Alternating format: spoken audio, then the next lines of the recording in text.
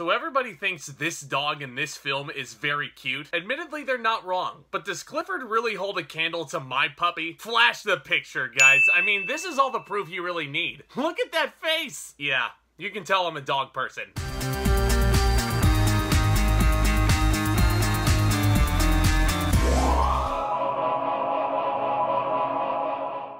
Guys, my name is Zach. Welcome to my channel where I love discussing all new things, movies, and all things entertainment. I really do appreciate you guys clicking on this thumbnail today, and I really hope you enjoy your stay, because today on the docket, we're looking at Clifford the Big Red Dog. Surely the single most anticipated movie for every cinephile for the rest of the year. Spider-Man No Way Home, eat your heart out, right? Joking aside, this film was directed by Walt Becker, and it stars the likes of Tony Hale and Jack Whitehall, the latter of which you may remember from Jungle Cruise. When a young girl named Emily meets a magical animal rescuer played by Cleese who gives her a little red puppy, she never anticipated waking up to find a giant 10-foot hound in her small New York City apartment. And with her single mother away on business, Emily and her fun but impulsive uncle, played by Jack Whitehall, set out on an adventure with their newfound giant friend. So I was vaguely familiar with this source material. I knew there were books, I knew there was a PBS show out there when I was little, but I really wasn't the kind of person who was jumping at the chance to digest any of that entertainment. Even today, as someone who's turning 25 years old next month,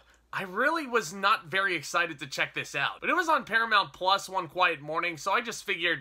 And let me just say for the record that Clifford the Big Red Dog is obviously a movie intended just for kids. It's got every possible cliche you can imagine in a kid's movie like this. The cutesy stuff with the puppy is in here. The fart jokes are there. The messages about bullying and fitting in are certainly present. Yeah, I've seen all this before. But this movie was honestly super cute. It's obviously not gonna be a groundbreaking cinematic achievement. It's a very basic direction that this film takes. But as a movie geared towards a younger audience, I think it for sure fulfills its purpose. And let's just say that those kids are probably gonna dig this film. And I can't believe I'm saying this. I would definitely rather rewatch this movie over, say, Tom and Jerry, which came out last February. I'm not implying a rewatch of Clifford the Big Red Dog is in the cards for me, of course not. I'm just saying in that hypothetical, this is the movie I would pick between the two. Especially coming from someone as a big fan of the Tom and Jerry cartoons and being just purely disappointed in that film. But in Clifford, there's a fair amount for me to enjoy as the actor. Mainly Cleese, who just may be the best darn actor in this movie as this mysterious older gentleman who basically gifts the dog to young Emily. And he's saying that he'll grow based on how much she loves him. And I think we can all see how this turns out. But the relationship between young Emily, played by a very solid Darby,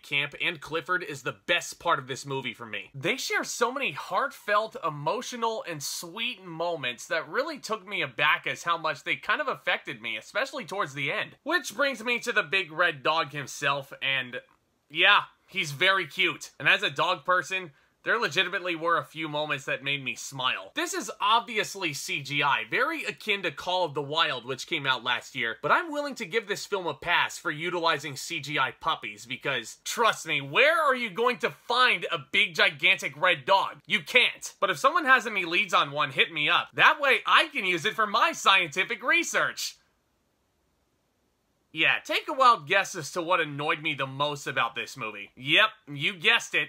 Tony Hale. Actually, let me rephrase that. Tony Hale, the actor, I thought was fine. But this is a villainous character who was trying to kidnap Clifford to use his DNA for scientific research. I mean, for God's sakes, I've seen this before. You guys remember Happy Chapman? He was the villain from that really mediocre Garfield movie starring Bill Murray. The one Bill Murray signed up for by mistake and left him in career limbo for a while. Yeah, if you basically eliminate the talk show host element out of Happy Chapman, not to mention any charm whatsoever, and bingo, you get Tony Hale in this movie. Like, for crying out loud, it's Clifford the Big Red Dog. I really don't need all this additional conflict. And guys, I gotta be honest here. The first act of this movie is when we're introduced to Jack Whitehall's character, the slacker uncle who's living in a van. And I enjoyed Jack Whitehall in Jungle Cruise quite a bit as the younger brother to Emily Blunt. But he was insufferable in the first part of this movie. I'm not exactly sure what happened or how it happened by some miracle, but by the end of the movie, he was fine. He's no Spencer Shea, but he was an easy guy to get along with. I think it's great that Whitehall managed to turn it around by the end, because the choices he made towards the beginning of this this film I found really annoying. And it may have had something to do with a basic script, which was trying to be hip with the younger crowd a lot of the time. But let's face it, guys, critics are not really going to be overly examining this movie even a month down the line, because it's Clifford the Big Red Dog.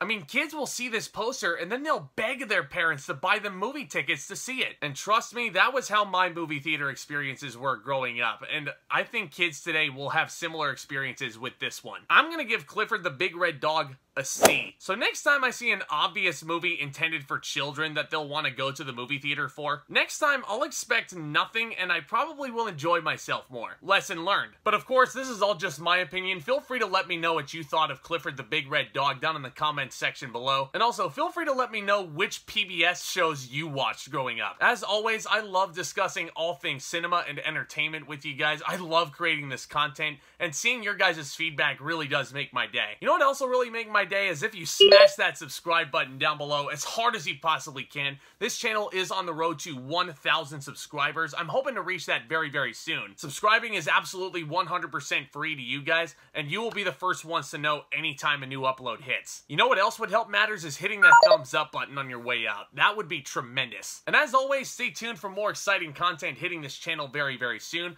I've got reviews planned for Tick Tick Boom, Ghostbusters Afterlife, The Power of the Dog. Speaking of dogs, don't know if there will be dogs involved in that one, but speaking of dogs. And of course, I've got a couple of retro movie reviews coming up to commemorate a couple of milestone anniversaries. We're going to be celebrating 15 years of The Departed and 30 years of Beauty and the Beast. So you guys have got a lot of exciting stuff to look forward to and much more. Y'all are the best. And with all that being said, back talk, commence!